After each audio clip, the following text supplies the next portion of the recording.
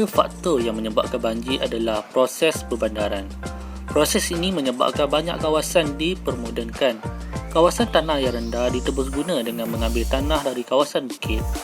Anak-anak sungai juga ditimbus bagi dijadikan tapak bangunan. Banyak juga tanah lapang yang disimen bagi aktiviti perdagangan, riadah dan pelbagai lagi yang menyebabkan air tidak diserap oleh bumi.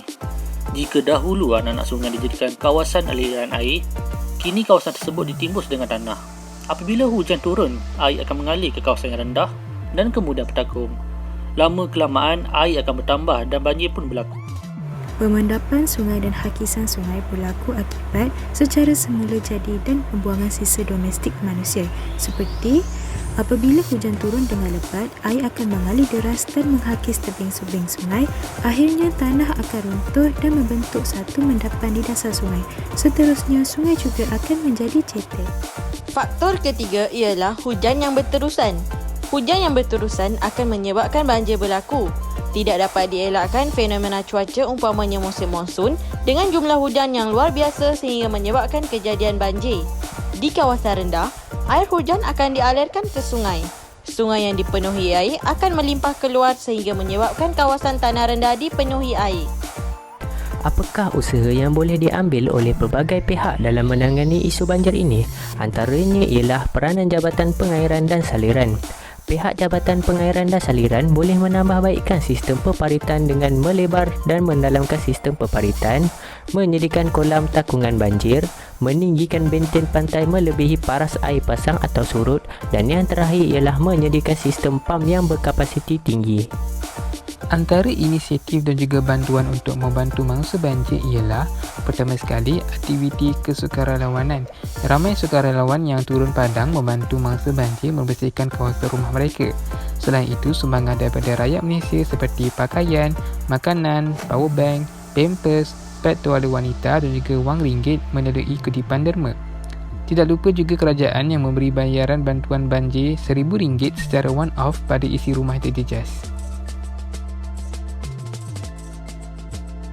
Sebelum banjir, sentiasa peka dengan berita semasa, kenal pasti lokasi pusat pemindahan, letakkan dokumen penting di tempat yang selamat, pastikan bekalan ubat serta bekalan makanan mencukupi. Semasa banjir, pindah ke tempat penempatan mangsa banjir. Selamatkan barangan penting daripada ditenggelami air. Bawa dokumen penting semasa berpindah. Matikan dan tutup ke semua elektrik, gas serta air. Selepas banjir, tunggu arahan pihak berkuasa, periksa keadaan rumah. Berhati-hati ketika memasuki rumah, periksa paip gas yang mungkin bocor serta bekalan elektrik yang tenggelam. Kesan-kesan sekiranya berlaku banjir. Banjir memberikan beberapa kesan yang tidak baik terhadap semua hidupan sehingga boleh membawa kepada kematian. Antara kesan yang timbul disebabkan oleh banjir adalah menimbulkan banyak kerugian dalam bidang pertanian.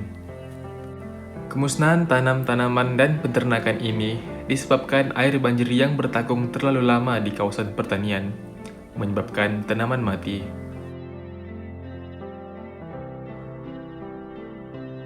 Antara tanaman yang mudah mati adalah getah, koko, kelapa sawit, dan padi.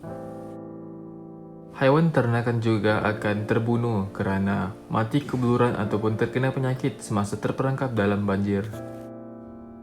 Hal ini akan membawa kepada kemusnahan tanam-tanaman dan peternakan yang akan merugikan para petani. Selain itu, apakah kesan kedua daripada berlakunya kes banjir di Malaysia? Mari kita lihat. Kesan kedua daripada berlakunya kes banjir ialah kemusnahan harta benda penduduk. Banjir yang besar melanda Malaysia boleh menenggelamkan rumah penduduk kerana air menaiki paras yang sangat tinggi. Malah, banjir juga boleh menghanyutkan barang penduduk. Selain itu, barang lain juga turut rosak seperti kenderaan, barang-barang elektrik dan sebagainya. Ini membawa satu kerugian yang sangat besar kepada penduduk di Malaysia.